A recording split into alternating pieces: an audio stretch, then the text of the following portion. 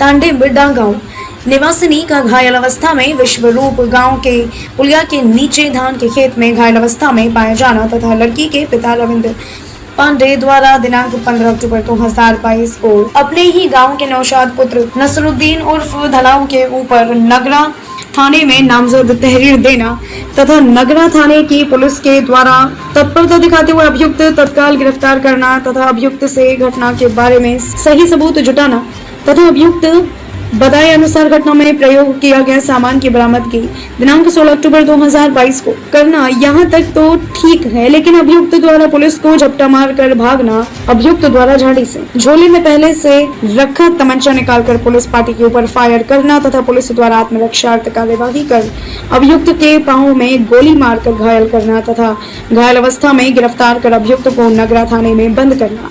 ये मामला लोगों को एक बार सोचने के लिए मजबूर कर रहा है, क्योंकि घटनास्थल को देखा जाए तो मुठभेड़ वाले स्थान पर अभियुक्त का दिखाई न देना तथा एकाएक गाड़ी से अभियुक्त को थाने में उतारना ये कई लोगों को सोचने के लिए मजबूर कर रहा है। पुलिस द्वारा जहां कारतूस का होना दिखाया गया है, वहीं पर 2 बियर की खाली बोतल भी दिखाई दे रही है।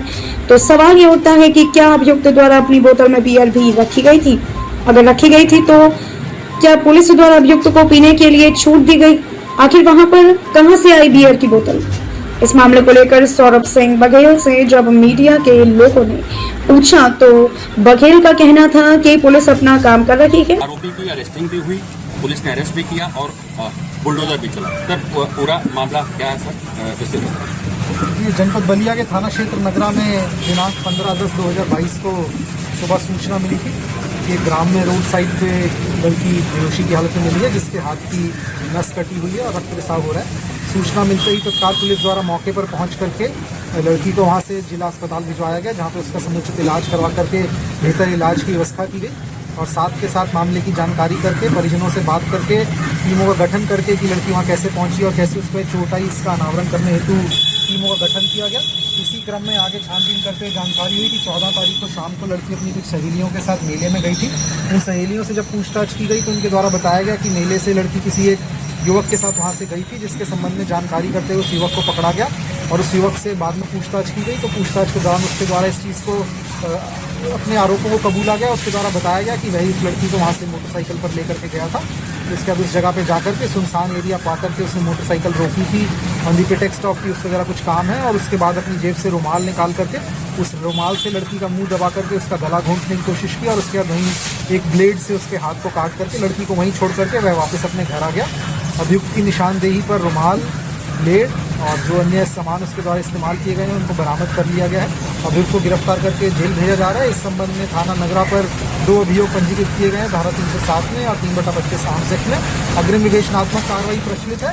जैसे ही डॉक्टर से हमको अनुमति मिलती है तो लड़की का बयान लेकर के आगे जो भी तथ्य उनके बयान में आएंगे उस हिसाब से फर्दर जो भी डेवलपमेंट्स होंगी वो आपको नेक्स्ट प्रेस नोट में अपडेट कर दिया जाएगा। लड़की इस समय इलाजरत है। डॉक्टर्स के जैसे ही डॉक्टर्स हमको अलाउ करते हैं तो हम उसका बयान लेकर के आपको फर्दर अपडेट करेंगे। सर, जो आरोपी था वो मेले से कितनी दूर लड़की को लेकर गया था और लड़की कितनी दूर आपको मिली थी? लड़की अपने घर से लगभग 3.5 किलोमीटर दूर एक गाँव में रोड साइड पे हमको मिली।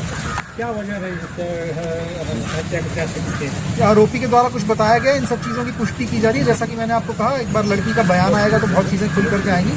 तब तक इन चीज़ों को बताना हमारी अग्रिम विवेचना को इम्पैक्ट कर सकती है, इस करके जब तक उसका बयान नहीं लेते हम उन चीज़ों को फिलहाल मीडिया को नहीं देते।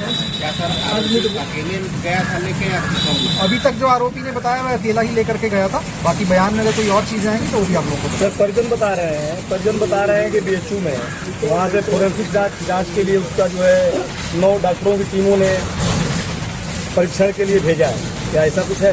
देखिए, ऐसा है कि कुछ लोगों के द्वारा और यहाँ पर भी कुछ लोगों के द्वारा ऐसी कोशिश की गई थी और ऐसी अफवाह फैलाने की कोशिश की गई थी कि लड़की के साथ दुष्कर्म किया गया। इसके क्रम में डॉक्टर से अनुरोध किया गया था। बलिया जिले से जिला संवाददाता भगवान पांडे की रिपोर्ट।